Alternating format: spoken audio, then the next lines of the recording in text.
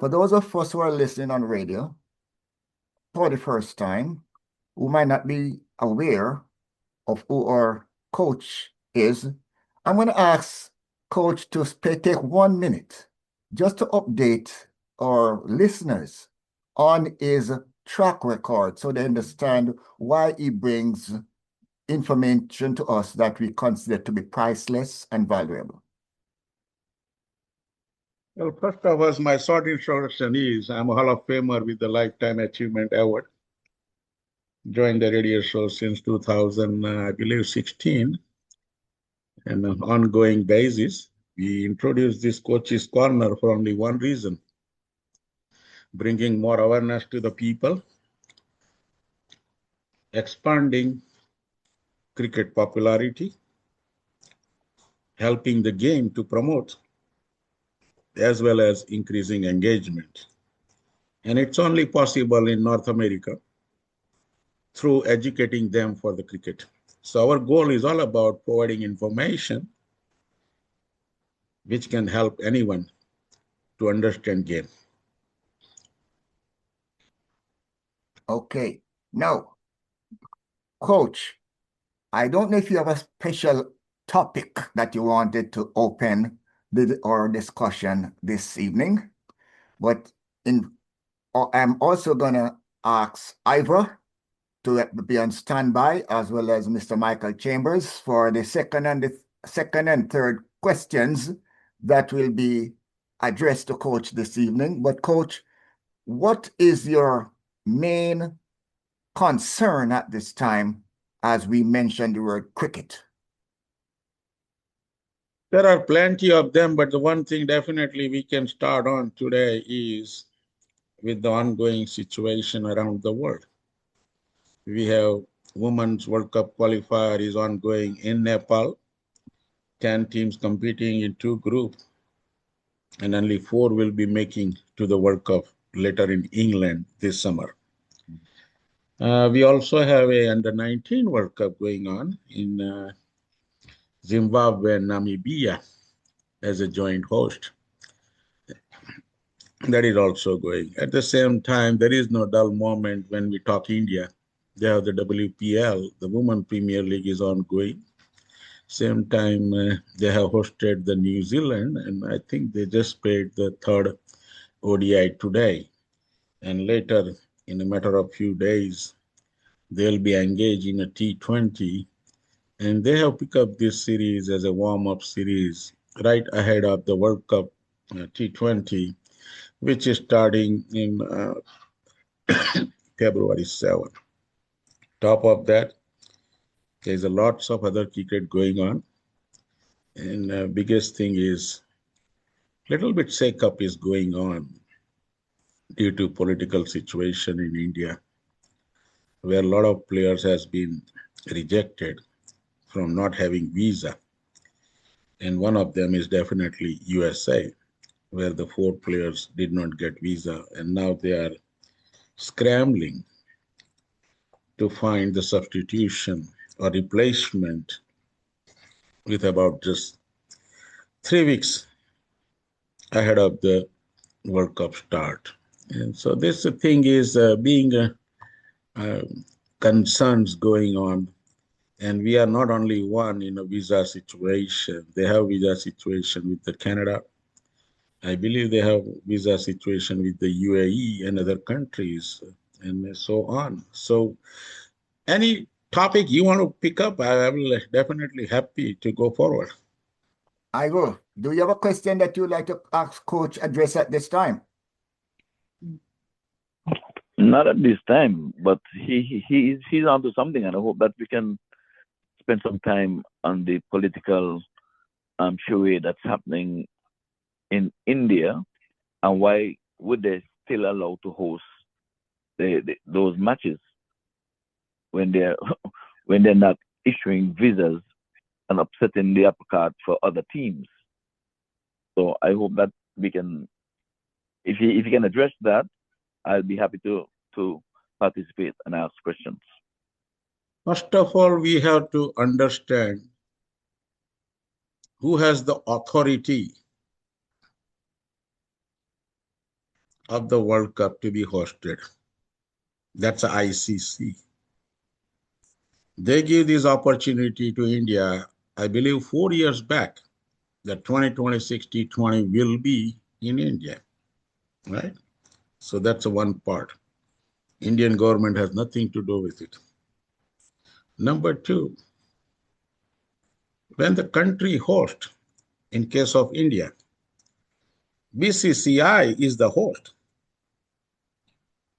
and they are the one work with the ICCI to schedule the tournament. And so does, this is not a new situation. Has been in the past. And because of that, coming straight to the point, India don't wanted to travel Pakistan, so they played in Sharjah in last Champions Trophy. At the same time, now Pakistan will be playing all their games in Sri Lanka. By the way, even final is on condition. If the Pakistan makes the final, it will be in Colombo, not in India. Oh. So that's a situation was decided about 2-3 years back, let's say, right? And the last hurdle, what the current situation is, BCCI hosting the World Cup in India has nothing to do with the government. Government can provide the support, but at the same time, government has the authority to decline or accept some foreigners to be in India. Let's say this way. I know it's a hot topic right now because of the Pakistan origin player did not get visa. They previously played Pakistan. They had a passport. By the way, when we apply, the people who born in India, go visit the site and you will understand how hectic this process is. There are half dozen questions related to, one of them is definitely, if my grandpa was in Pakistan, I have to mention it. And then the immigration will people decide whether they grant me visa or not. We are just talking players. I was talking another forum 2 days back. There are some visitors are not allowed in India. Now, by the way, don't complicate this India-Pakistan here. We have same situation in FIFA here in US. Some of the citizens of some of the countries will not get easy visa. So holding a global event, whether it's a cricket or football, to me, has nothing to do with it. Because government has their own rules. They are the one authority, top of the games, right? So it bounced back and goes to those participants, whichever the country, sending the team. They have to make selection that way. If you know that this country does not allow certain type of citizen, those players will not be selected. I will keep the finger crossed on FIFA right now, but I will come back in the future and prove it. Why certain teams are changing players to send US. So rejected visa is some story on the government side, but ICC is willing and ready to help, and that is the reason I believe matter of few hours, we will have the USA replacement before the deadline to make sure that the ICC roster is there. Yes, one side can be a situation here. Very recently, Bangladesh asked for it. They don't want to play in India. And they asked for the rescheduling their games in Sri Lanka or Bangladesh somewhere. Now we are around the corner. It's about 3 weeks. It takes a lot of time to prepare those pitches. They already marketed. They even sold the tickets. Yeah. It's a complicated to change. So I believe the best solution right now is to just get going with it is change the players, let the World Cup happen. And yes, to be honest with you, we all learning lesson. And in the future, we can say, hey, if this country not open for everybody, no freedom, don't give a World Cup. Yeah. I'm with you. I go a little further, if I can interject here, because you've said a lot, and it's time for me to just say something. I say isolate India. I don't believe you're believing what you're saying. You're talking this because it's out there. But I know you within your heart are not telling me you're agreeing that players should change the players because immigration / government don't want to issue individual visas to players because of ties to, I'm going to say, let me use Pakistan. I am saying it is utter nonsense in the world of sport, and India should be isolated the same way we did South Africa and let them come to terms. Ain't no beating around the bush like we're doing right here, right now. Well, You're not telling me. Okay, go ahead. Yes, and I agree with you from the point of view, Isa, Ivor, that we have different options to look at a situation, and that opinions must be heard from both sides of the fence. Now, Mr. Michael Chambers, as Executive Director of the Cricket Hall of Fame, First World Cricket Hall of Fame, sir, could you unmute? I'm sure that you are concerned about what is happening to cricket, and you might have an opinion or a question that you would like Mr. Coach to address, because this is something that our listeners out there on the radio, they don't have as much access to information as we do, and you need to talk to them. Good evening, ladies and gentlemen. As the executive director for the Cricket Hall of Fame, we did everything that we could because we saw this day coming. Mhm. We started 5 years ago telling folks what was going to happen if you had a person from India in charge of world cricket, because the cricket already belong to India. They are the cash cow for cricket. They sponsor ICC, not ICC sponsor India. So if you not only put a person from India in charge, then we would run into a lot of problems. How we're going to solve this, I have no idea, because it's not that India wants to be adamant about what they are saying and what they are doing.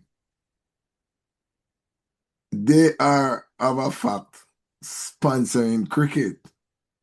Now, how do we sit down with them and level the playing field so that they can still be the superpower, but not in control of world cricket? How do we level that playing field? And that's what we have to start thinking about. And we had a chance the last series when Dave Cameron, it's the Indians who asked me to put Dave Cameron's name in the box to be chairman of ICC, because they saw what was going to happen and they had faith in Dave Cameron. And it was our West Indians, the Jamaicans in particular, who destroyed Dave Cameron. So how do we rebuild this? I am hearing Mr. Patel telling us that we might be able to talk with US Cricket, the outgoing board, because we have to get them back in line, because we cannot have ICC running US Cricket.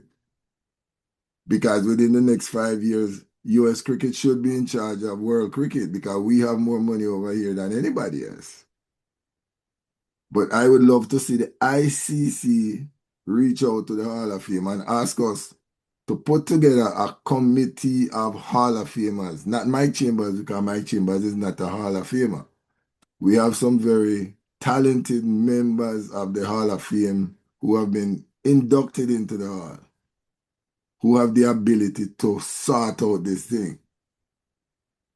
So that's where I am, sir. But I am not saying much, because until ICC come to themselves, which is BCC coming to themselves, and understanding that if they continue down this road, cricket is going to be destroyed.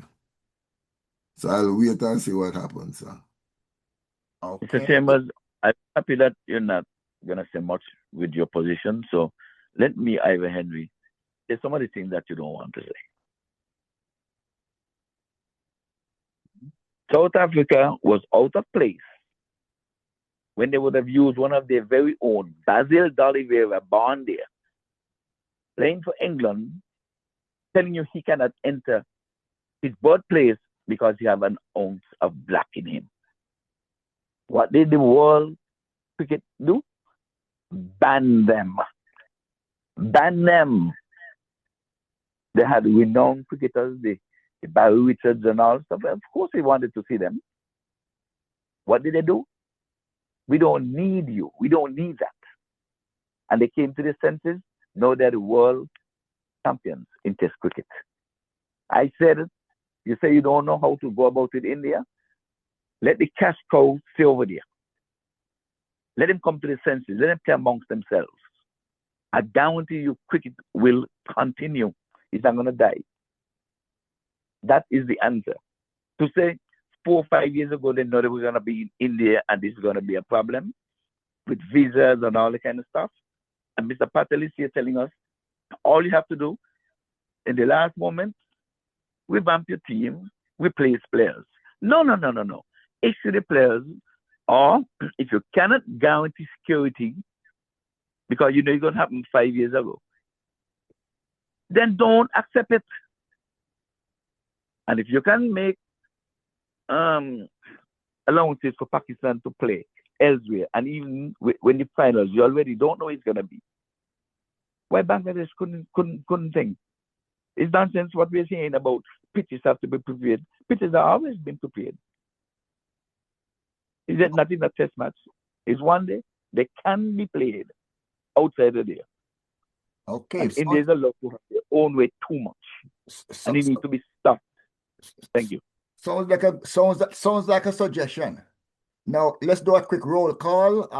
Is Virgil on the line? Recognize that Dale Brown is here. And yes, among others, just so we don't miss anybody in this. Coach, we are still coming back to you. You hear suggestions, Brother Dale. I know you might have come here a little bit late, but you feel the energy is going on that cricket is being examined.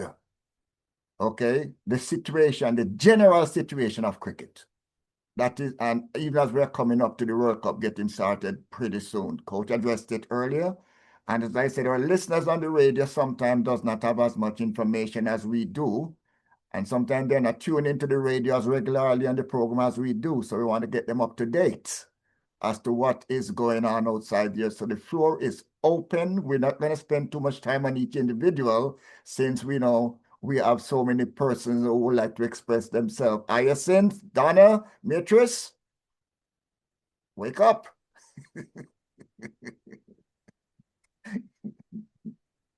I am here, quite awake. Now, among the things that we are hearing out there bandied about and it's not going away is the status of West Indies cricket. And we have come to the conclusion that we cannot and we should not continue to blame players or coaches or even the wicket. But what we should be talking about is solutions to some of the problems that we have. So, Coach, I'm going to throw this fireball at you this right now, that in light of the fact that West Indies cricket is in a bad situation and needs people to be working overtime on fixing the problem. Do you think the presidency of the West Indies cricket is a part-time job? Well, first of all, the West Indies situation, it did not happen overnight. So I'm not going behind president or anyone is running this business. It's been happening. Downfall started almost 30 years back, let's say this way, right? Then at one point, crisis came out. from the players' union. And that is what the incident was. West Indies players walked away from that game in India, right? After that, I know there's a lot of critics going on, and West Indians say India is ruling the cricket. They are ruining the cricket in West Indies. Really don't. If you know the facts, India was ready to file a lawsuit, millions of dollars. I don't think West Indies can even pay for it. And they survived that moment. But coming back to the same question you have is definitely where we are able to generate the money is the most important thing. Yes, we talk about everything. Why this big three is running this cricket? Because since the T20 invented, since the T20 World Cup started in 2008, let's say these three giants pick up the tab and bringing close to 95% of the revenue to ICC. Now, if he really wants to compete, it's not about to boycott them. First, find enough money to beat them. Because anything we do in a sports, doesn't matter whether you talk about the USA college sports, international sports, Olympic sports. By the way, even your street or beach cricket, there is a money involved. Someone has to pitch in, someone has to bring in, and that's how the game is played. So the West Indies side is, I will say, if you recall the history, I believe it was 1989, after that first World Cup in India, these players' contracts came in place. Mr. Jagmohan Dalamia, at the time of ICC head, he is the one put together this contract, sponsorship, advertise money. And now we are talking 35 plus years. And only Australia, England, and India has took advantage of that system. Rolling in the money, sponsorship, partnerships, broadcasting rights, teaming rights. Look at that. Look at their jerseys. The value of endorsement of players is going up. Why other countries are not doing it? We can't just blame on administration sitting there and ask the money from ICC and do something. How long ICC can run this charitable trust? Keep donating money, and nothing coming back. And that is what ICC is a more 100% agree on that term. Why they banned down too much with India, Australia, or England? The reason is simple. In the monetary matters, they know that these are the key pillars. Can't shake up those things.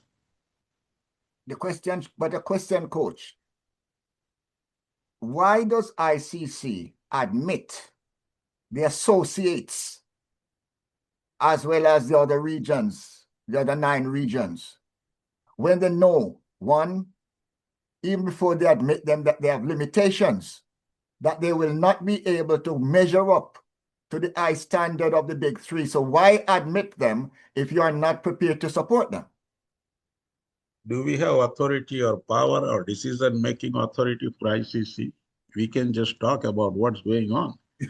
Definitely, it's all about opinion and ideas, and I will say same thing. If ICC thinks that this country is not able to bring money, stop them playing. Right. I'm going back to that Srinivasan's ICC when he told, whatever the percentage you paying ICC, that is exactly percentage you going back. I think problem solved. Brother, if ICC gives $3 million to the US cricket to run, my stand is simple. Can you raise $3 million to give ICC through sponsorship, memberships, partnerships, whatever you want to do? can you just come out to a break-even point? You got 3 million, you're giving back 3 million to ICC. If you don't make profit, that's fine. But don't show 20 years of history with negative. One-way money. How long they can continue? If you are a business person, let's say, how long you keep continue business if the business is going negative, negative, negative every year? You may keep continue only if you're making profit or at least getting break even. Is not happening. By the way, that stance is going to change. I'm up to on that point too. What is the future is coming? When it becomes the Olympic, the first Olympic will not have that many teams like football has, 48, compared to ICC sending maybe 6 teams. But this is the beginning. And just like what happening in US now, the board is going to be under the Olympic oversight commission type situation. Means whatever the Olympic like to have in all other sports, those recommendations and regulations will be coming into place for the board. And when that happens, in every associate country, let's say, they will have a more benefits because then they will have ICC as well as International Olympic Committee, 2 organizations. One take care of their World Cups, like a FIFA does their World Cup for the soccer, which is football around the world. Olympic has their own soccer. And that is what exactly going to happen in future. Bringing the game into the ICC will open the opportunity for more participants, more teams. And I believe they'll be getting some pieces out of it. Questions on the floor for Coach? Of course, we keep harping about the big 3. We hardly hear anything about England and Australia. The big bull, which is India, and I'm going to tell Mr. Patel, and he knows, India plays cricket down there amongst themselves, and I see empty stands. So all this money we're talking about, they bring it in. They're playing against an opponent that is worthy for those fans to fill those stands. Even when West Indies, as low as they are, they go to India to fill the stands. So you can't tell me that the money coming from India, generated in India, but they're not playing amongst themselves. Why do you think even in the IPL, they recruit people from outside? They cannot do it by themselves. So it's only fair that they give back to the other countries. It's only fair. I'll leave that one point there. I'll come back to the West Indies part of it. I agree with you. Whatever the teams are playing with them or as a participant with the ICC, what do you call, 3-year, 4-year rotation to play certain test match. But I believe they are going in a different direction. Now it's all about bilateral series in terms of the financial matters. And that can be tricky. If the series is not able to gain some advertisement, media rights, then they may not be playing enough games. And that is a part of that World Test Series. If you look at the Test Championship, half of the team, I believe, playing less than 12 tests, where some of the countries playing 20 plus tests in the same schedule. And I'm 100% agree on that one, that every team should have same number of test matches. And same way, ODIs, T20, every need to be balanced out. Means give every country opportunity to play same number of games, right? And 100%, India cannot play on their own. Mm-hmm. They can play within India. We all know that. They have enough players.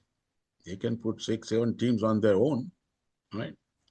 But at the same time, it's only good if the product becomes global. Competition becomes global, and that is a concern. And I'm 100% on that one. So money is flowing there and not everywhere else.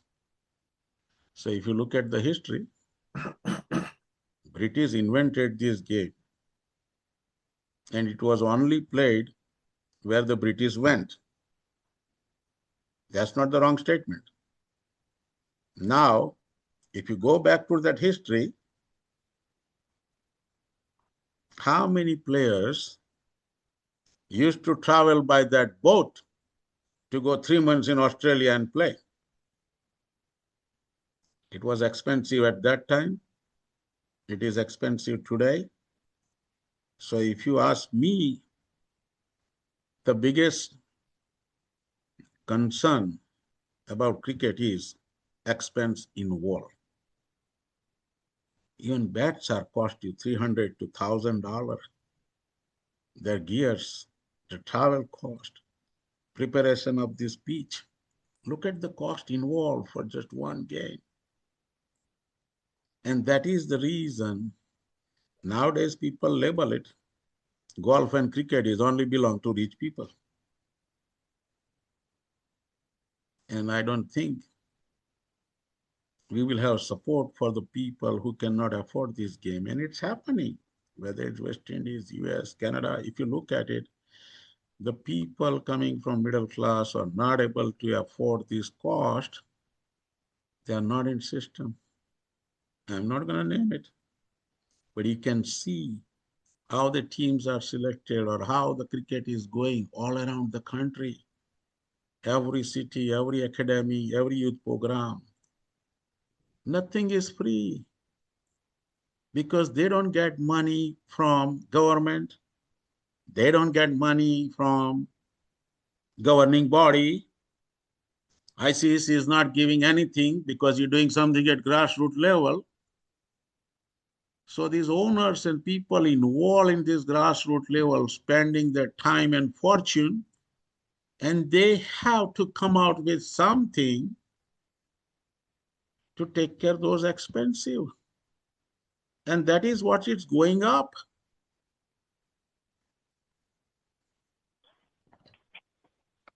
When you come to broadcast rights, coach, the games are being broadcasted regardless of where the teams are playing. When England is playing in Australia or South Africa, when India's been playing in Australia or South Africa or the West Indies, the games are being broadcasted. So when it comes to broadcast rights, it does not deter, it doesn't matter where the country, which country you're playing. Because when they're signing a contract to broadcast the games, just like in other sports, you hear that it's $500 million contract they're signing for broadcasting the game. Now, are the smaller countries and the associates getting an equal share of that broadcast revenue? Well, the broadcast and streaming rights, this is not a grant or give away money. The company who is putting this money is trying to market that game through advertisement, publicity by other means, mostly the advertisements. Right? So in that one, because of the population in India, I just heard last week, they almost take over China as a number one in population. So when the advertiser comes, they look at for a few things, the popularity of the teams. Right? How many viewers going to watch this event? If let's say if India, Australia plays, that's the highest number of viewers. But let's say if India is playing with Zimbabwe, how many people gonna turn on and watch that game? Because advertisement costs them the money. When they give the streaming rights and media, they need to cover from somewhere. And by the way, that thing is now changing. I just heard the last week, it may go like a Super Bowl. Simple. Super Bowl will charge you every advertisement. So if your advertisement runs 4 times, your price tag goes 4 times. It's not about time. It's how often your advertisement runs. And every 15 seconds matters. And in India, as I said, I just heard, they are going that direction now. They will be getting the condition rather than the flat, future contracts. And this is also a kind of concern. They know they are flooding money, having money, all I understand. But look at since 1990, I'm going back to Toronto, right? Curling ground, where we used to have triangle series, either between India, Pakistan, and West Indies kind of format they had. From that point, they had a Sahara, the airline people, as a sponsor, or main people on the shirt, right? Since then, 5 companies were the major people to sponsor India team.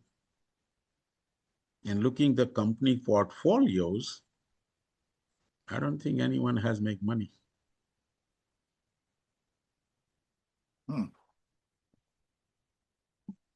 Brother Dale, do you have any data to support some of the things that we are listening to? Good evening, Sir Trevor, and good evening to the panelists, everyone.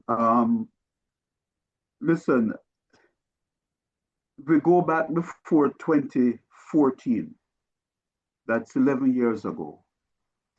And we're speaking about the distribution of revenue. Yes. It was not totally equal, but it was much, much, much, much more equal than what it is today. Not even close. After 2014, they started a proposal to do the distribution of revenue on a percentage basis based on your contribution to the pot.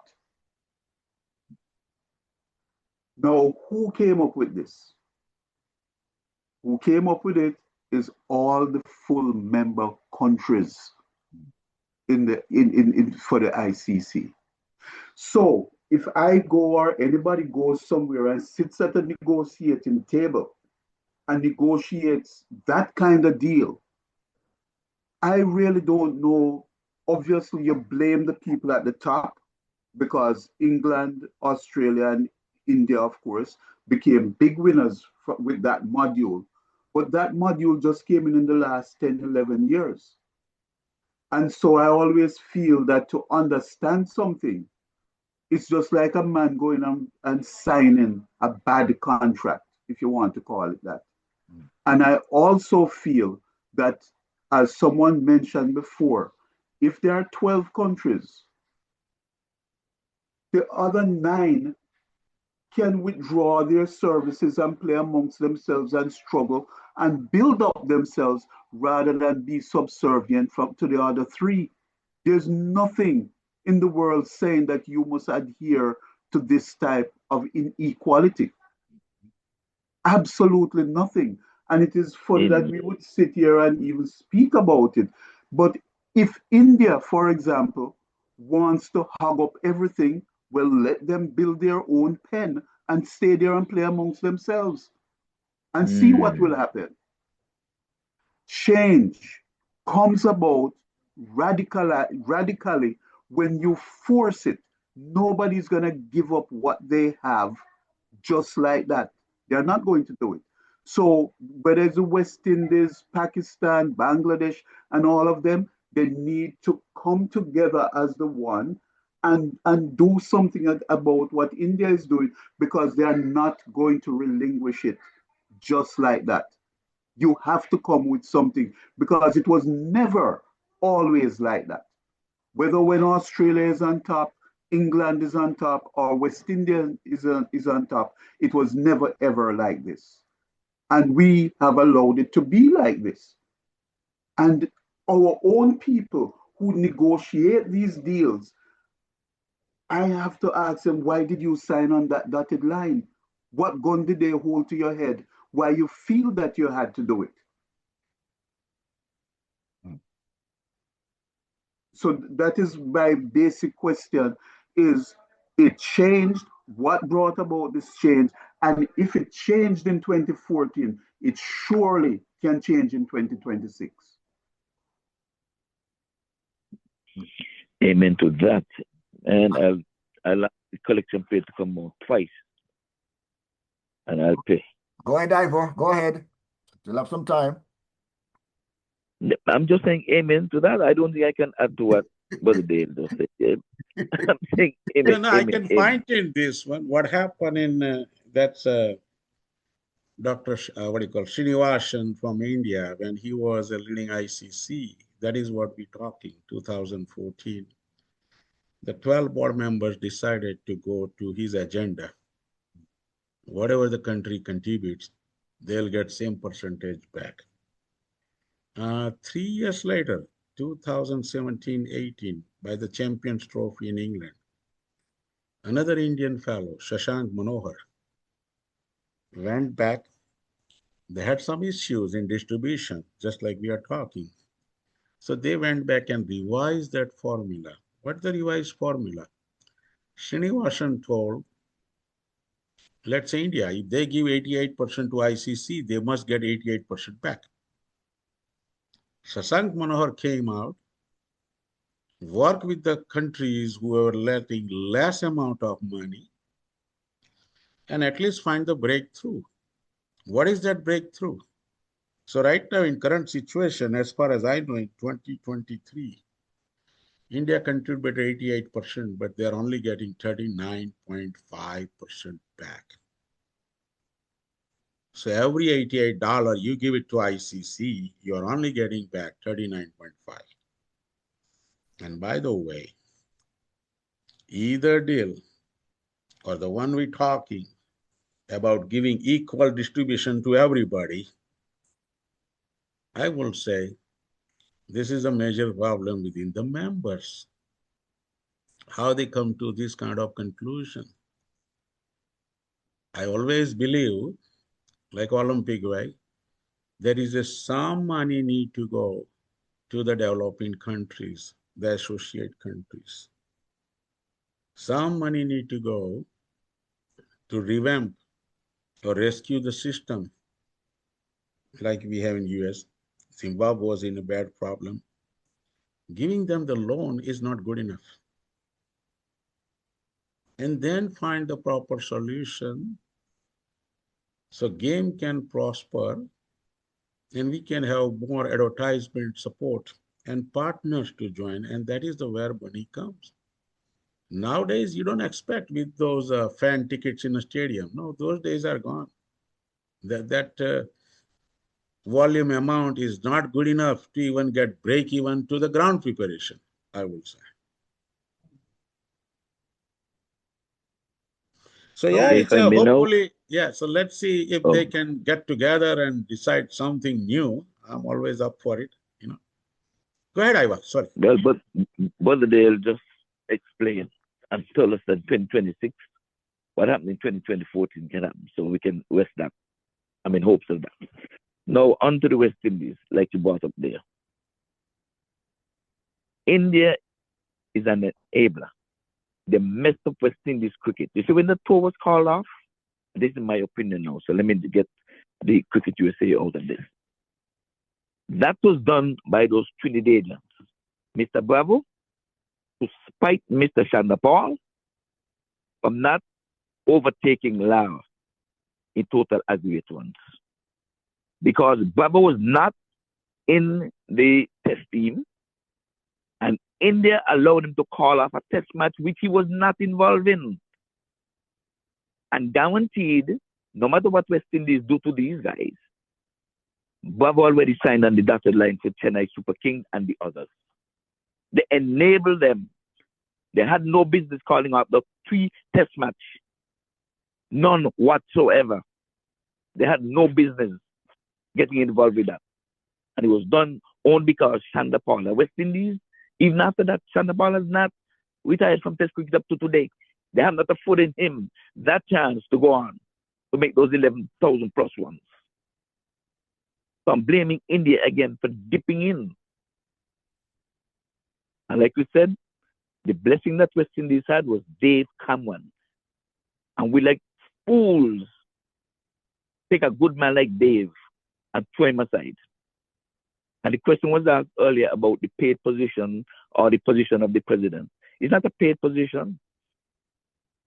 So when a guy goes volunteer to offer his service, I think he should be commended. And that's where I want to leave the West Indies part until I don't know it further down after the conversation starts. It will come back to that. But that's my 2 cents. Yes, great. And again, this is an opinion platform, and everyone's opinions should be totally respected on the platform. It's not a matter of disagreeing with anyone or agreeing with anyone. If you want to agree, that's fine, of course. But yes, the public at large is listening to us. And out in the public, there's a difference of opinion because we are on radio. And there's a difference of opinion. And my question, poaching that big time is closing, is there any other region in the world that was cricketing region where you would have a struggling region where you have a hard-time president? Not that we don't have a qualified president, but that we have a part-time president fixing a bad situation. It's very hard to go on this topic, but I will say West Indies is not alone, USA is not alone. They have more than a dozen countries out there who are facing this same crisis. Everyone, when we hear on the social media about the cricket development or the cricket progress in those regions or countries, we are hearing one common thing. They are suffering from administrative errors and management mistakes. And that is good enough to understand.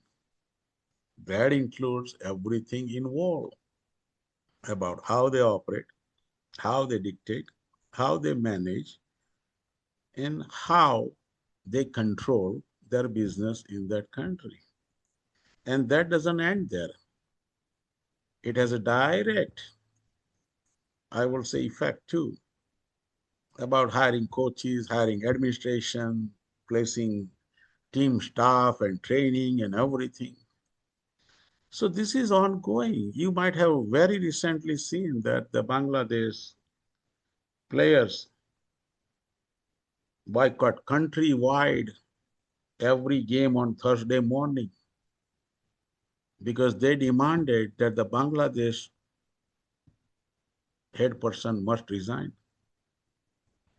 And then government and then the heads intervene that situation. And I believe Friday, the person has to resign and open up the players back. So there's a one way. Now, this is not a revolt or riot in terms, but it was a united players' demand. Like, hey, we don't like this thing. We need a change. And if that thing happens, then the things can change. Over here, what I have seen, especially in the US, there are people with the system, handful of people against the system, and there's almost 50% more people are eager to get something out of this. So in that situation, if you don't have the protest, if somebody is not speaking upfront, how the things can change? Going West Indies is the same thing. I hear that. A lot of people talking about president, this, that. But I will say, there's a one formula worse, the one we believe in US, together we can. Where is that? As long as we are divided, as long as we have differences which we are carry on to disagreements rather than agreements, this thing keep going. Because they have their own support to stay in power. The other side don't have enough strength to even appeal or argue with this person, whether right or wrong, and prove it. Majority like, hey, we are more stronger than you. We have more people on my side than you. Everyone can speak in their own shoes, I believe. As we say, it's opinion. It always matters. But at the same time, when it comes to national governing body, someone has to take the stance against it and need to have enough backup, the strong support needed. If we don't have it, then handful of people will do it. Look at the USA cricket situation. It was ongoing for last 5 years, I think. And eventually they came to the deadlock. 8 board members divided, 4 on one side, 4 on the other side. So court intervened and say, you know what? We are done with this system. Put the trustee, the third party, to take over business now.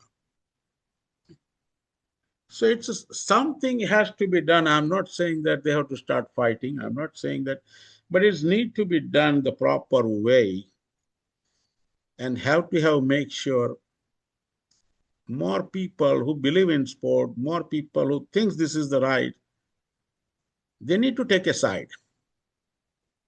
Staying mute, staying away is not the way to ask for change. We open this floor to opinion discussion. We like to say that we are going to compliment and move on, not disagree and debate. We're going to respect each other's opinion and try to keep our communication within a 1.5 minute frame so that all of us can participate in this conversation. Now, last week we had Yaga on the program, and some of the things that we heard was new to us in certain capacity, or new to me in that capacity. And one of them was the fact that he was on a test, and after 2 days he got hurt, and they sent him home, and he only got paid for 2 days, not for the 5-day series. So the question I would like to turn over to Virgil to respond, followed by maybe Ivor and Dorothy. Should West Indies cricket be unionized? Look, it's a good evening to all the panelists, and good evening to all the listeners. And Mr. Dennis, wherever you are, you're looking like you're somewhere with some kind of pretty place. I don't know if that's in Alaska or something like that, but wherever you are, happy birthday. Wish you all the best and many, many, many more to come. Thank you very much, Virgil. I think when he said they did not get paid for the 5 days, up until this day, they should have sued the West Indies Cricket Board, because that was totally disrespectful for someone who playing and gets sick. Now you get sick, you get sick on the field, and they send you home and refuse to pay you for that full 5-day game. It's a disgrace what West Indies did to him. I can say that. I don't have nothing else to say, but it's a big disgrace for what they did during that test match and not paying for that full game. Well, the question is about unionizing the cricketers.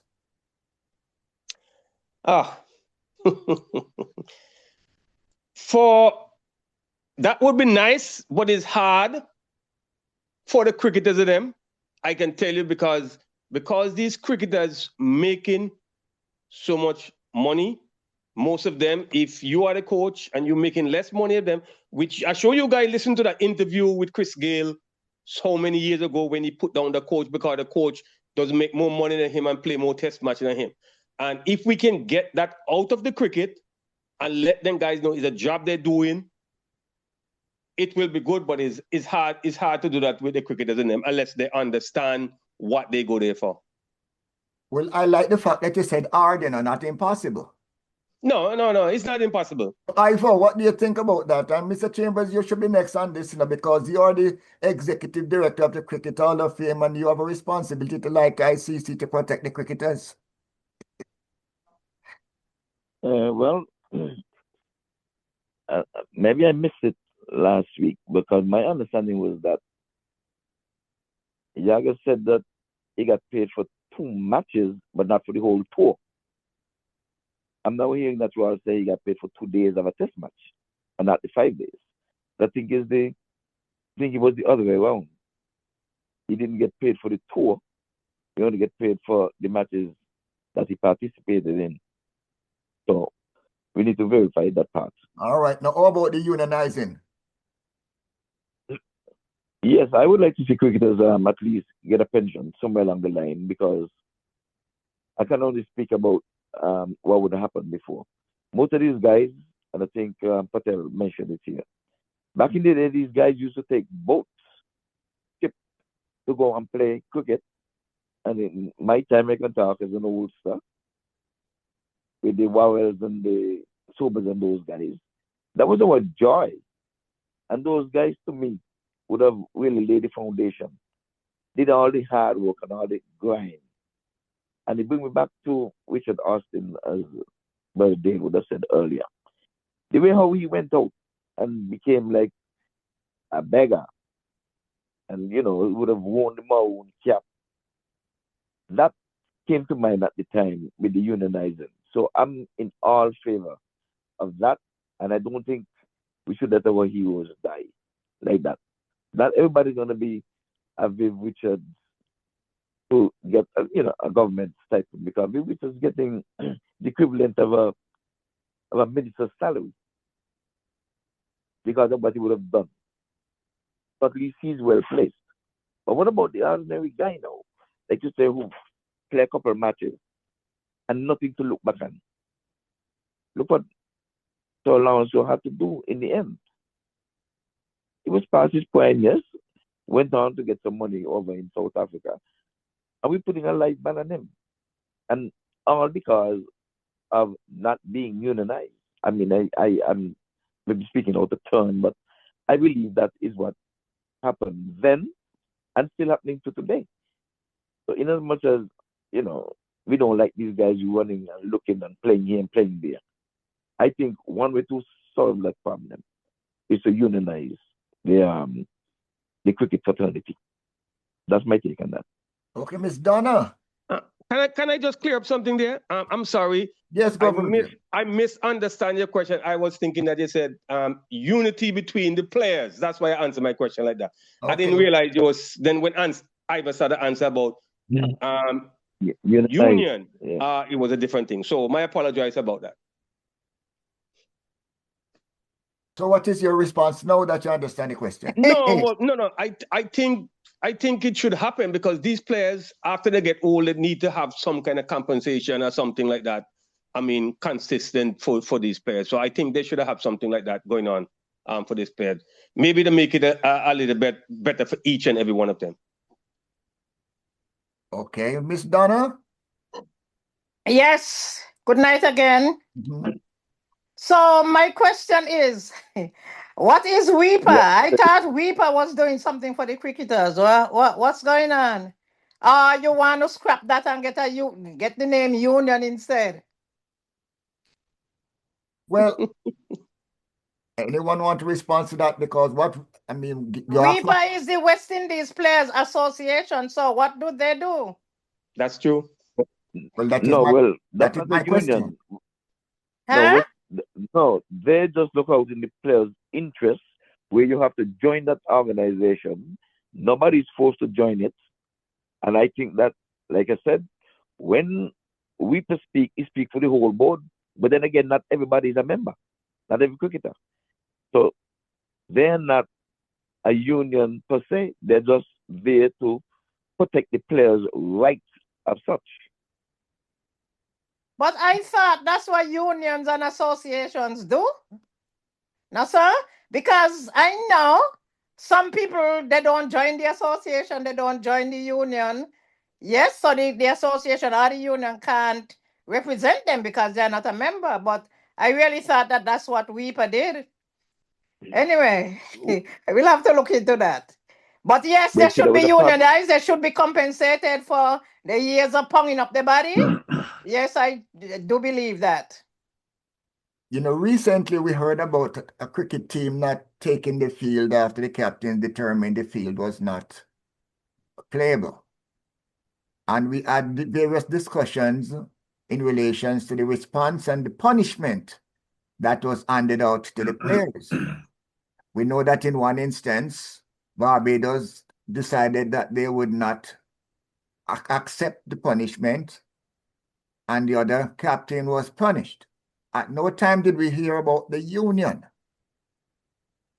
At no time did I hear about a union. And union's first responsibility is to protect the players. So I'm bringing it along that line that, yes, we know there are some superstars who get more, but in the same way, they would make union contributions relative to their income, which would go into a general pot. To protect. Professor, Yes. I think Brother Dale have a response to your question because he had been indicating Okay. that he wished to come in. Brother Dale? Oh, thank you. Of course, union is essential in any sporting activity, any workplace. WIPA was around from 1973 with Derek Murray and Rohan Kanai serving in the top roles. Waverly Hines is currently the WIPA president. And if you remember, we spoke about India before, the tour of India. And one of the things is the collective bargaining that WIPA had done on behalf of the players. People like Dwayne Bravo basically said WIPA had no right to bargain on their behalf. And that was one of the problems. Now, yes, of course, a union. But then if the players themselves do not buy into it, or if they think they make enough money where they don't need a union to protect them, then we have a problem right there. They should be buying into it not to protect themselves because they are millionaires, but to protect the other players who are not millionaires. And when Mr. Dave Cameron brought in and instituted the professional league in professional cricketers in the Caribbean, then that was the time was absolutely ripe to make the union more powerful, make WIPA more powerful, but the powers that be did not want that. And the players who have the ultimate power did not back up WIPA to the fullness of which they were capable of doing. So if we can get the players to understand it is for their benefit, it is for the benefit of the up and coming players that you now need to put your shoulders to the wheel and to support it 100%, even though you're making a few $1 million per year. And obviously, you don't need that kind of protection. But what about the youngster who is making 30,000 US dollars a year and depends on the cricket for his livelihood? So we can say all we want to say, but we have to get the cricketers educated enough and literate enough to understand this is not a me thing, it is a we thing. And that is why you need the WIPA there. It has been around for 52 years. And in 52 years, it should have gone from strength to strength. We shouldn't even be questioning whether or not what WIPA's role really is. You know, and we had Mr. Moffat on with us a few weeks ago, and that World Cricketers Professional Cricketers Association, it's not a full union, but they're supposed to look about the best interest of the players. And on that board, we have Waverly Hines, the president of WIPA, and we also have player representatives in the form of Haley Matthews and Jason Holder. So players do have something going for them. The question is this: are they willing to make whatever sacrifices for the people that comes after them? They themselves may not get the benefit right now, but at least formulate it, form up a strong union because I don't see why players would not want to be part of a union, full-blooded. May I? Yes, Brother Dennis. Yes, let me take this opportunity here to introduce to the member or the panelists Mark Aziz. Mark Aziz is a newly been nominated to become a member of the Cricket Hall of Fame, and he's now one of our panelists here on the Cricket Show. So I'd like to take this opportunity to welcome Mark to the Cricket Show officially and ask his opinion on the topic placed before him by Professor. Mark? No, thank you, Dennis. Thank you, everybody. Thank you for that, Dennis, and all you fellows, all you people out there. Thank you very much. Dennis, as you know, and I don't you know, I've been listening to the conversation, and yes, I do agree in the sense that the players, because it's a job, that's their job. And with any job, you get sick, you still get paid for it. You get vacation, you still get paid for it. So these players are playing like a contract player, but they still have a job. And I agree with some of the panelists that they should. I don't know if it's a union that they need. If that's what it is, that's what it is. But I still think that they need to be represented, and that they should be paid if they're sick.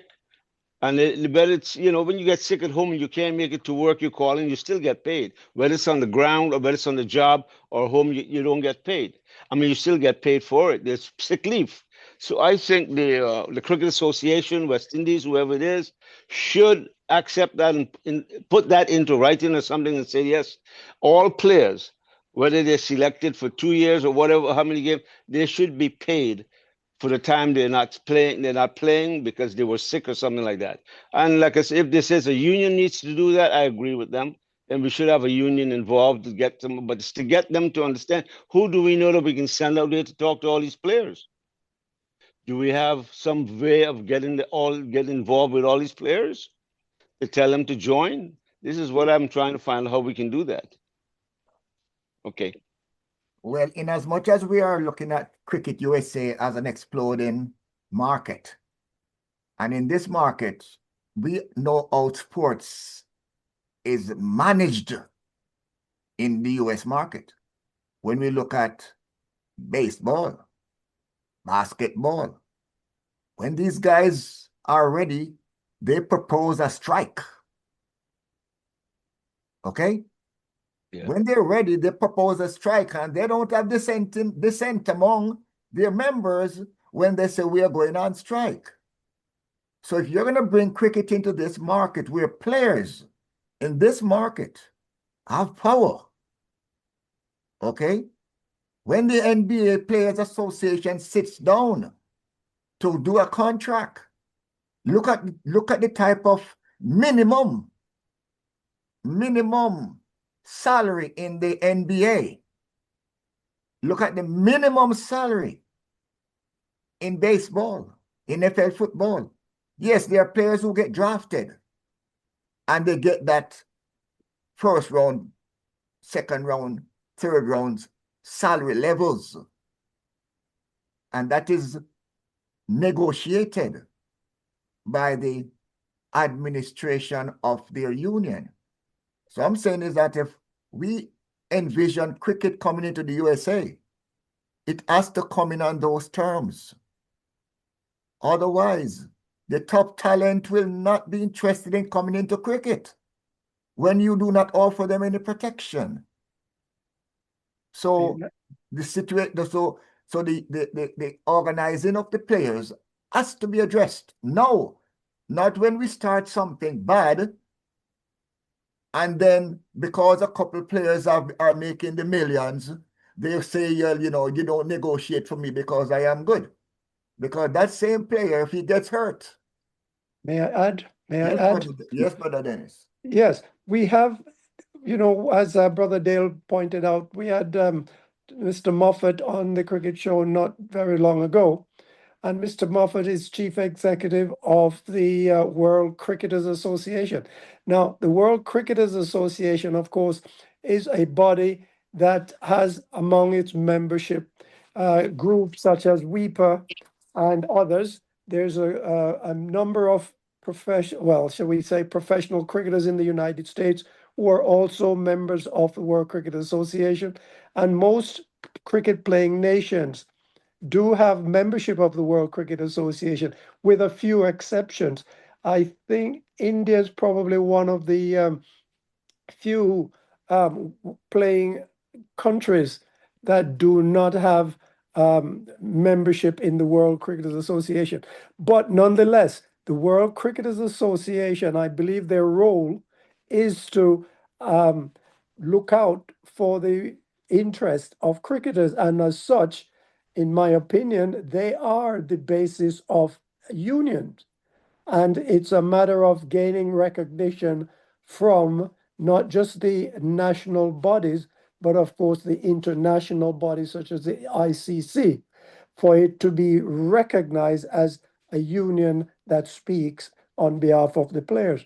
And I know there is a World Professional Athlete Association whose main aim and function is something similar to the World Cricketers Association. That is, they try to represent athletes and to ensure that athletes are not taken advantage of. And that is where I want to throw it back to Professor and Brother Dale for the remainder of the session. Okay, Brother Dale, kick over the lag of Howard to you. Pick it up. No, we are good, Professor. It's again the WEPA. First of all, we deal with two different sets of players. You have the players who are centrally contracted. And those players, of course, if they don't play, they wouldn't be eligible for match fees and things of that nature, bonuses, etc. But they would still get their retainer contract, and they do have they do get looked after medically if they are injured or ill, etc., etc. So that's it for the centrally contracted players. So they will get something now thanks to WEPA and other organizations. It is the players now who don't have a steady job. They don't have a steady income with their cricket teams. They are not centrally contracted. That's the person that you're really worried about, because if he doesn't play, he doesn't get anything, because he's more treated as an independent contractor because he's not contracted to any entity. You know, he's just out there playing. If he gets picked, he gets picked. Otherwise, your the centrally contracted player, they are protected to some degree, and that is with WEPA. Yes. Is there a pension plan? The pension plan, not that I know of, and that is where, again, as I said before, the players have to buy into it. Then they have to be educated for the reason why you need a union, because those that have the money already do not see the need for it, and they are the most influential ones. And that is where people like us in the media comes in, where when we meet these players, we have to let them know that, listen, this is what you need. You need backative. You need something to support you. Otherwise, they're not going to, if they don't buy into it, nothing is going to be done, because the employers will not be looking to spend their money on them if they don't know their rights and put themselves in the position. Waver Hines has been president. Before him, Dinanath Ramnarine was a hard bargain driver, and they had major problems with him. And they wouldn't stop until they got him out of it. And then people like the media and whatnot did not really defend Ramnarine because they saw him as being too combative. But there's no union leader who is a nice guy and saying, "Hey, how are you?" They are tough bargainers. They have to be. And who they are defending have to be behind them 100%. And again, you know, in representing the fans out there who are listening to this program, who have an interest in having their children play cricket versus being an accountant, a lawyer, or a doctor, that the money is there as long as they stay healthy. As long as they stay healthy, the money is there. So you're encouraging them to let their sons and their daughters play cricket. But at the same time, you cannot reassure them that if they get hurt, break a leg, get hit in their head and have a concussion, you cannot reassure them that this is an industry that they should look at as a career. Because while we're looking at the professional players, what are the processing, what is in place for the U19 players, the U19 team? What is in place for the under-17 team? Does ICC have any input into the operation and the protection of these players? Comment? You Please. said, does ICC have any? You see, you have to recognize that ICC is just a body which represents all of the cricket playing nations. And therefore, it is up to the individual cricket playing nations to input the argument with that body as far as unionization concern goes. And one of the shameful things that has come about during the previous years, and I take, for example, what has happened in the case of the West Indies, where there were former players of the West Indies who ended up destitute and on the streets, living without the benefit of any type of help and support after devoting a lot of their time playing cricket and representing the West Indies. And so this was a shameful past in the history of West Indies cricket, and perhaps very relevant to your argument about unionization, because I suspect strongly if there was a union available, those players, and I'm speaking of the ones in the Caribbean because those are the ones I'm aware of, who after their playing days were left destitute, and running around the streets without any means of support. So yes, this is absolutely essential that unionization becomes an important and integral part of cricket playing nations and countries for the benefit of players. Back to you. I believe it goes beyond unionization. Okay. Because it's a pity that Alan Sanford came up with an idea to have players to reinvest. Although it came out that it was a Ponzi scheme, I think his idea was the right one. And until today, nobody has followed up on it. Mm-hmm. Because the union, as in WIPA, they're just representing players and their rights as such. But there's nothing, these players should be made to support themselves with an investment, an organized investment, as opposed to these millionaires who running up and down the place, like in the Bible, them went to England and want to suck up all of the money when West Indies organized matches. I remember they were playing for some millions of dollars there, and they were saying that the board must only get $1 million, and I don't remember the figure. But I think they were out of place. So I'm saying if they can just not have this union, but get the financial institution that you pay as you earn, and pay into that. Because nobody's going to take up the hard-earned money now. When you squander yours, what you get now, and when your playing days are done, which sometimes it can be short, where that money is supposed to come from? So these guys should be investing into their own careers after the time and life of cricket. Anyone That's else? my take. Well, whether we like it or not, that is when we start looking at the role of government. Because yes, when they're destitute, Ivor, and they go to the hospital, you pay for it. Taxpayers pay for it. Okay? We might say government picks it up, but government only picks it up because you pay taxes. So we recognize a problem And so the solution is one, as from a media point of view, we put it out there. You cast that stone out there and let the ripples flow because they're listening to us. Okay? We're not talking to each other on this program. We're talking to the hundreds of thousands of persons who are listening to this radio program.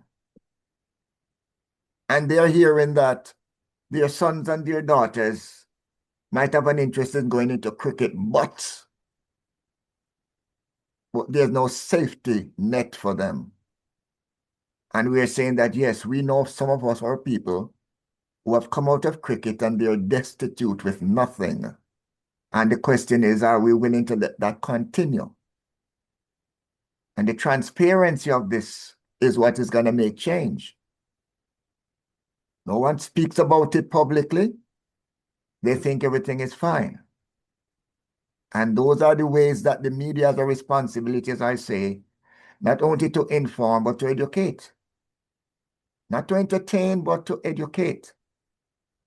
Because the question is still being asked, is there any country where we have a problem with the performance of West Indies cricket and we do not demand that the president be paid so that he is not criticized for the performance of the sport? That the president of West Indies cricket be paid. So he does not have to go out and look for another job because West Indies cricket is a full-time job. Any feedback on that? New topic, Mr. Professor. Yes. Can I ask the panel what they think of the squad selected by Cricket West Indies to take the warm-up matches against Afghanistan in the Middle East? Now, if we think about it, that squad, that warm-up series is supposed to get the players united, working together in preparation for the World Cup. But yet the squad that has been selected contains only 4 likely players who will go into the World Cup squad proper.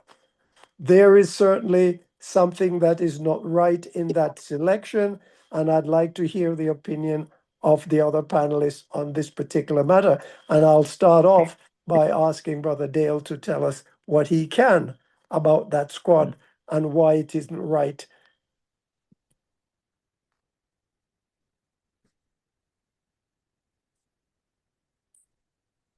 Okay, I don't know Yeah. whether Dale is there, but I think it's a Go technical. ahead, Ivor. Go ahead. I'm not sure that it is not the right squad. And what happened today should teach us a lesson.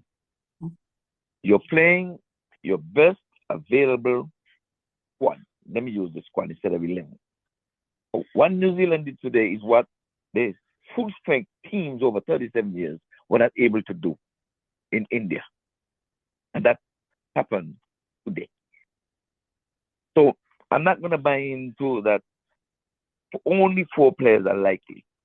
I say, who are there? And they're good enough. They're West Indians. You don't have to say that they're substituting for who is not there. I think that's a myth, and we need to get away from that. Otherwise, these guys have to come back home if we have to go up. If they have to think what Dennis is saying is true. Then you're using people. Nobody is there. Brandon King, who is there now, as the standing captain. And he performs well. You're telling me he must just give us for hope to them come back because he chose to go and play, showcase his ways someplace else? And the team is gelling under him now. His performance and the team now, the results we're getting. We're going to break up that now because these guys are available? I think we've long passed that. That was our problem in the past. Virgil was adamant about that, I think up until last week. That these guys make themselves not available to traverse the world. And when the big matches come around, they're available. And then the administrators, as in this case again, are begging people who say they retire to come and play. That's not a good message to send to the people who are representing us, as in this case now. These are our players. Go out and perform, not thinking, I'm only here for the now. I know they're going to discard me. That's not a good way to think. And I hope they're not thinking that way. And like you said, the world is listening.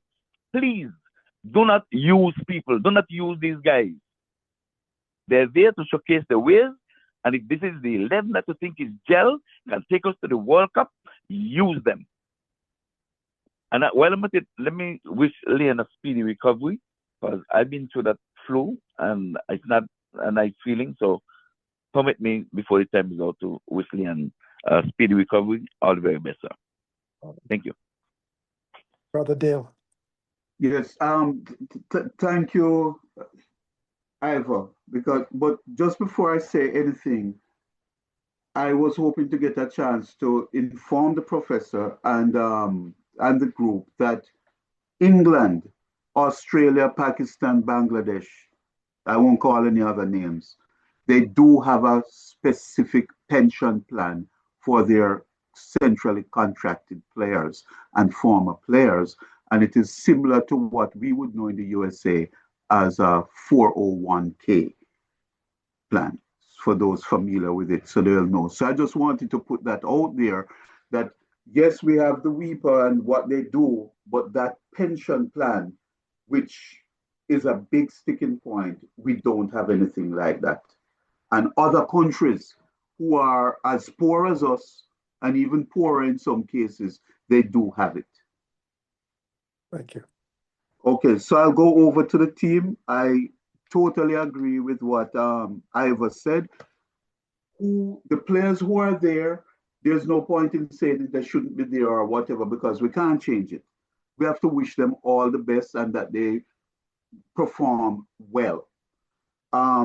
What I find most disturbing is that 16 players are there, and you have chosen to rest 7 persons, or the persons are not available. So you're telling me that 7 places, slots are already filled. So yes, the players that are there are playing for 7 on the rest of the spots, like 9 unnamed spots, because we have to assume that Hope, Chase, Hussein, Rutherford, Rovman Powell, Jason Holt, and Romarius Shepard, they are sure picks. Yes. So who is it that is not going to get picked? And is that fair to them? No. The answer is no. It cannot be fair to them. And I think Ivor mentioned this too, because I was going to mention it. You have retired of your own free will. You need to support your family with your millions of dollars. Go ahead and support them. Why are we going to this retired player named Puran and beg him to come back and play? And that is part of the problem. If you're not available, now, I don't want you available tomorrow, and I'm not going to beg you to come back. Why should I beg you to return? I'm looking to convince him to come back. People should do things for the love of what they are doing. And surely he's not making enough money from West Indies to want to come back and play. So continue making your millions. That's my take on it. Yes. Well, you know, I've always said that the graduation level, the peak of graduation is when you stop talking about the money and you start talking about your contribution to the country. So if you look at the people who really has money, and I'm not talking about the cricketers who are making their 5 million or their 10 million. The people who really has money, the Gates and the Bloombergs and the Buffet, you find that they are spending their time dispersing their money to non-profit organizations to help our community. Okay? That is when you really graduate. Okay? When you stop serving self and start serving community. So we have, therefore, to educate our cricketers that the only time you really qualify as a graduate is not when you win the lotto. Okay? Is when you earn the respect of your people for caring about them and about making them and elevating them. So again, I'm saying this because sometimes we might think we're only talking to each other on a panel. But some of the things that we have spoken about on this show in the past, from the concussion, the substitution, and other issues, we see slight changes being made. Where the substitution is concerned, where concussion is concerned, because they're listening. And we now have Coach back on the program. And Coach, since you are back, we have talked about and questioned the question that Dennis raised. Dennis, say hello to Coach so that Coach can wish you happy birthday. Yes. Yeah, Thank you. Dennis, happy birthday. I'll send a message. Not in a Yes, group. yes, You know that, right? Okay. thank you. All messages picked has been read. I hope you had a blast. That's what, you No, know. but you know, Go ahead. let's see if we can get back to that particular question regarding the squad selected and see what Virgil has to say about that squad. Does he support the squad? Does he agree with the contention that only 4 of that possible squad in the warm-up group in Afghan series is likely to make it to the World Cup? Virgil? This is the problem I always have from day one. I mean, whatever squad they pick, I don't have a problem with that squad. But don't tell me my kid is playing, he performing, and all of a sudden now World Cup come, you send me out to play against some team, qualify and not to qualify, just to warm up, and then all of a sudden now these big guys come, top gun as you call them, and walk right. Let me ask you a question.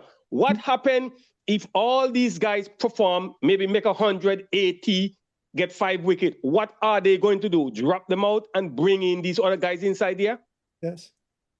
That would be totally ridiculous. If these guys if they go and they're not performing, okay, if some of them not performing, I don't expect them to play. But if they're performing, you don't tell me they go and play a game and they're performing, one might make 100 and get 5 wickets. You're not going to tell me you're not going to put him in the squad, you're going to bring somebody else in. You can't do that. I mean, if you do that, you're just disrespecting the players. All right, let's see what Donna has to say about that squad. Donna, do you support that squad? Do you like the squad? Do you think it's right that those 16 players, only 4 of whom will make it to the World Cup next year? Next year? I'm sorry, this year, later this year. So I'm still on holiday.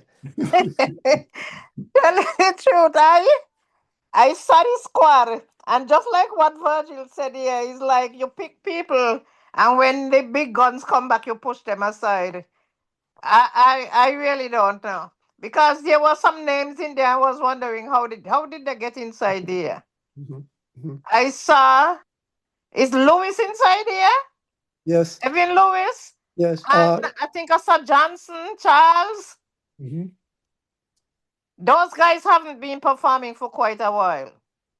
Okay. I think I saw Hetmeyer's name as well.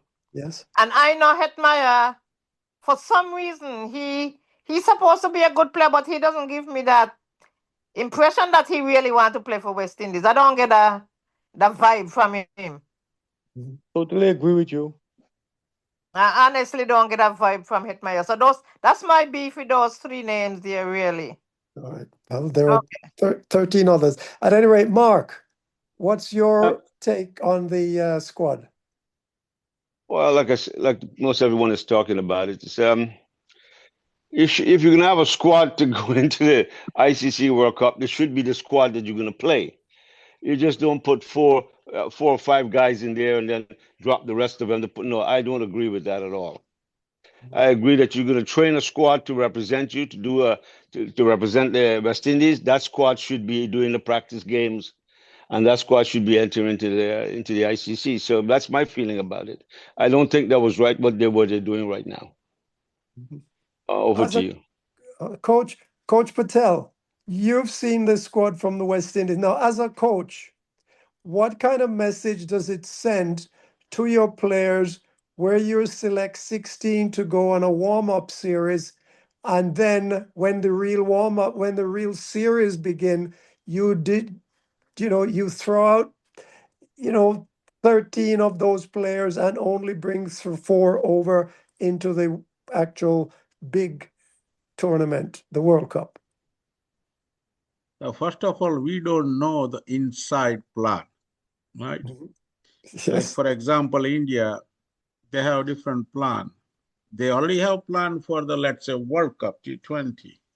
yes. But on the sideline, they have 3 things going on if you look at it. First, they want to give a rest to the key players. So even they don't play this preparation game, warm-up game, whatever we call it, has nothing to do with it. Because in that plan, those player has the spot. We can say reserve spot, let's say this way, right? Number 2, in order to keep continue, like ongoing New Zealand series or upcoming New Zealand T20, this is the time to see the bench strength. Also to see the potential who can compete to the plan A. If somebody is already in a lineup, but if somebody is doing really better than what they are, even they are rested doesn't mean they're going to have the spot. The new person from this recent performance can make it. In this situation, all I can say, this warm-up 2B is a squad they sent to see. They made 4 changes, but I will say maybe 6 changes. That was the original target they had, probably. And they come out with it. Okay, 4 is good enough from this squad. And rest of the other guys, they believe this is our strength, right? It's make a little bit disturbing and frustrated to the people who take as a granted, like this warm-up squad is the preparation for the World Cup. No, the preparation World Cup starts 2 years back. Coach, much as I appreciate the comments, it obviously, those players being quote unquote rested, you have 7 of those players currently playing cricket for different organizations. The fact of the matter is, you need your players gelled and communicating and working together. And these 7 players is not working in this warm-up series. And then next few weeks, you'll throw them all together and you expect to get magic out of them. It's not the way you gel a squad, in my opinion. And therefore, I don't understand what is going on in that regard. And, maybe you can say, what kind of message are you sending to those players? It's unfortunate that 13 going home will be disappointed, definitely.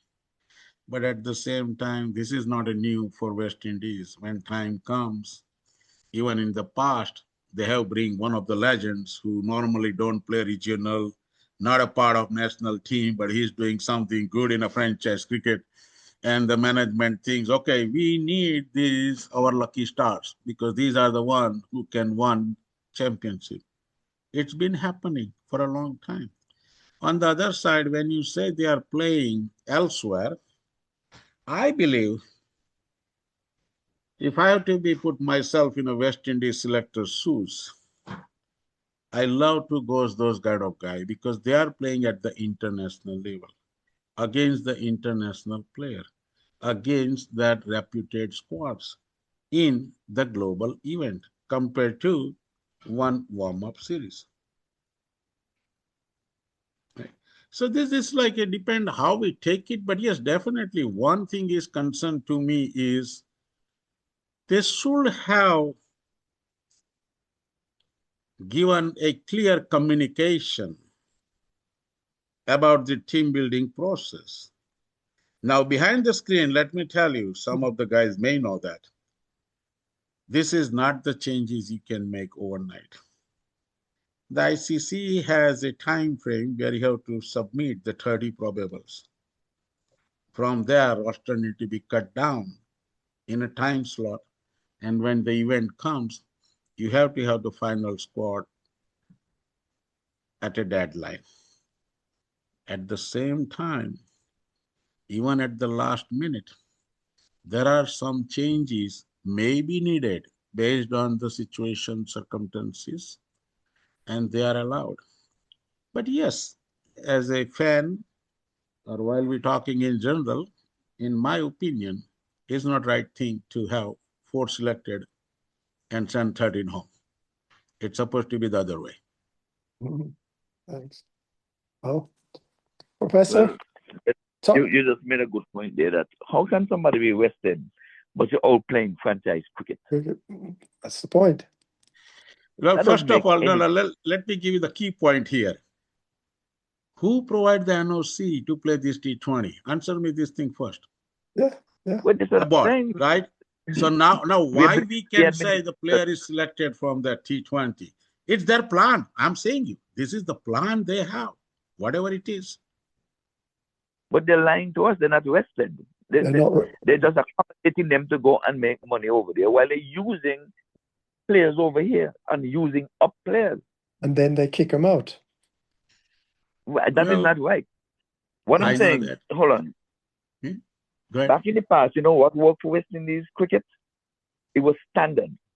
You go and you play your league cricket in England, but you have to play at least 2 Test Shield games to be eligible for West Indies selection.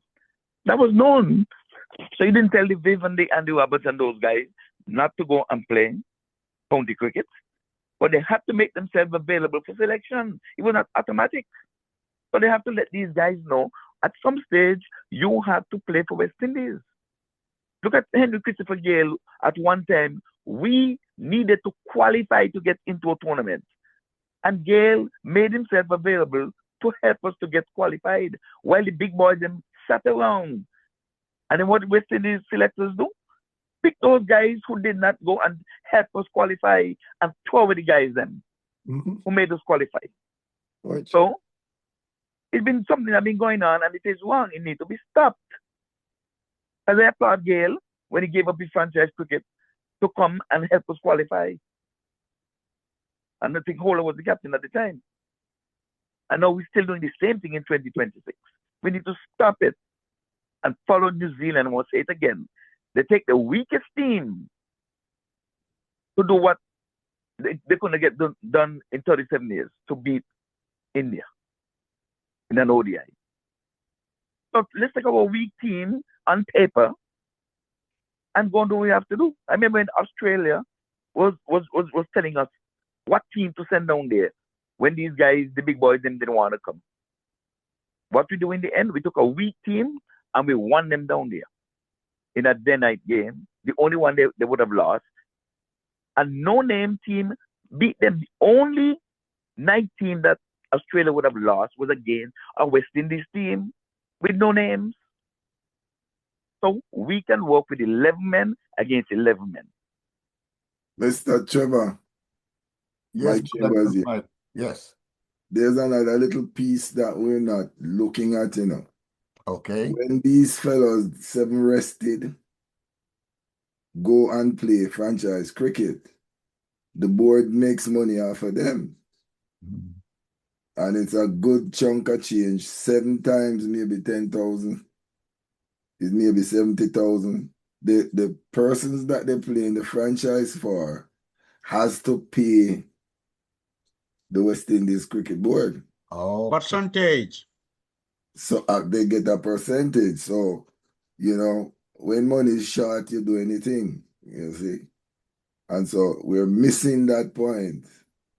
The players who go to play the franchise, the West Indies gets paid for them playing in the franchise teams. But there's a backside to that, Mr. Chambers, and that is the fact that you have to build your players' strength so that when they are invited to tour in other countries based on good performance, then you will have your coffers, you'll have more money coming into the cricket West Indies instead of less money, because the touring, the overseas national team will not be inviting you to come and play a 5 test match series because they know you're not up to it. And so you're not going to draw the kind of fan and support. So money-wise, if you attest that they do get, West Indies do get a small amount of percentage, but at the same time, think of what they gain by sending a fully strong test team or T20 team to play and obviously win the matches. So No, that's the flip they side. actually make more money when they send other guys to go play franchise, because when they play test cricket against anybody, they lose money. So even if they have the Yeah. best team in the world, unless they win, they lose money, and West Indies have not been winning. So they have been making money by allowing their players. That's why Brother Dale asked who gives them this NOC. It's Cricket West Indies must give them the NOC. And so that NOC is valued more to Cricket West Indies than that guy playing for the West Indies. This sounds like 30 pieces of silver to me. Exactly, that's what it is.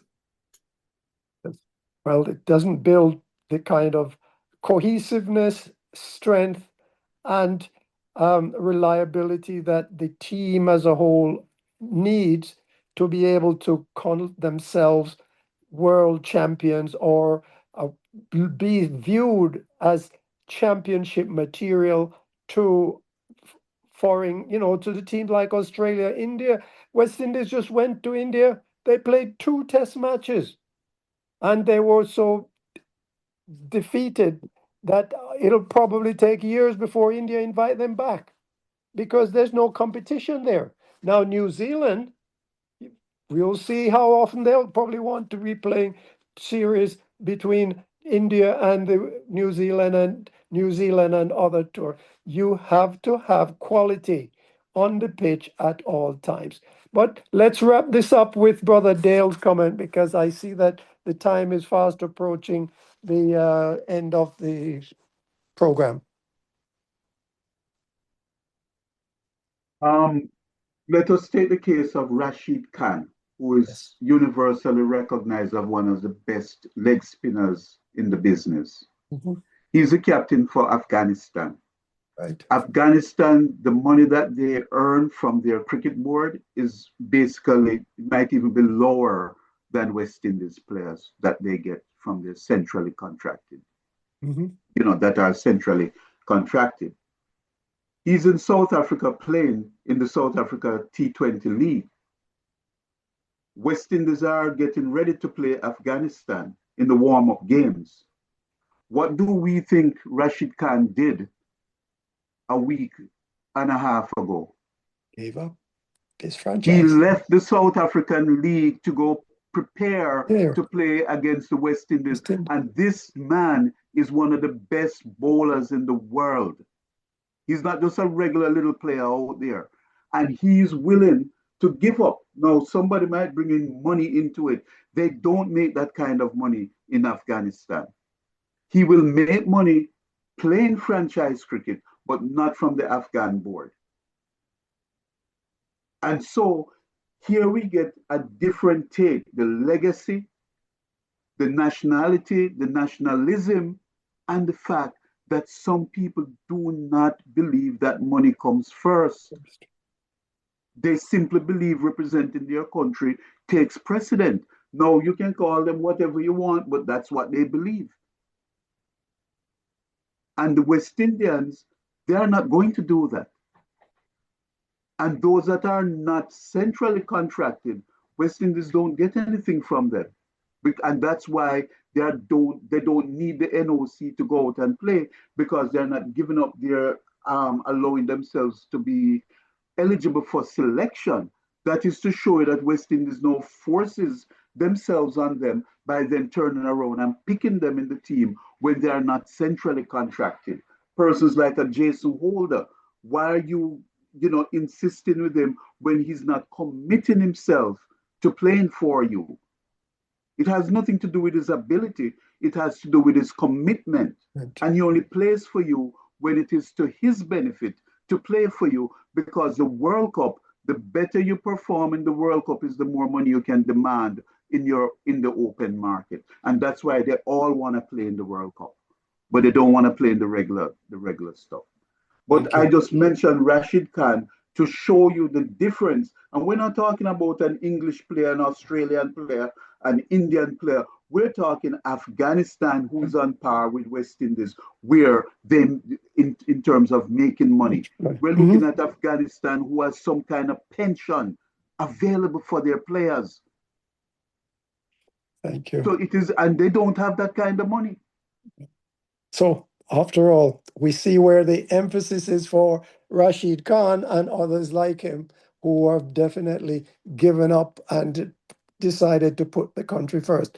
But at that level, I'm going to take this opportunity to say my goodbye, thank the folks from 2020 Vision Radio in St. Kitts and Nevis. Thank you for sharing your time with us today. Those listening and watching on the SosoFat Media family, that's radio and TV. Once again, we appreciate your being there. Thank you, Ivor, and the Caribbean Global Voices. We want to say a special thank you to Hyacinth, way past her bedtime, but she's still with us. What a trooper. Donna, thank you. Mertrice, we appreciate it. Professor, thank you for sitting in the hot chair during my absence. And of course, Brother Dale, thank you too for all you have contributed in this program today. Mark, we are happy to see you. Virgil, Thank you. we look forward to seeing you. And Mr. Chambers, once again, we know you are the glue. You are the glue, and we are happy that you're able to join us. Mertrice and Coach, that's it. Thank you. That is my goodbye. That is my goodbye. Professor, I give you back the mic to say your birthday. Appreciate it. Thank Enjoy you. the rest of your birthday. Yes, well, I've already spent 3 days and 2 more to go. So there you go. I told I Dennis even it's do not the a whole birth. month, you know. You could do the whole month. Well, I've taken it right out of Ivor's playbook. Right. Live it up. Mark, you were saying? I said I was telling you, Dennis. I told you earlier. It's not a birthday. You already passed that. It's a Remembrance Day. That's You good. passed. We all passed birthdays long time ago. Just remembering. No. Really? And I am here. Really? I'm here saying thank God that Dennis find his birth certificate. We now know his birthday. Thank you.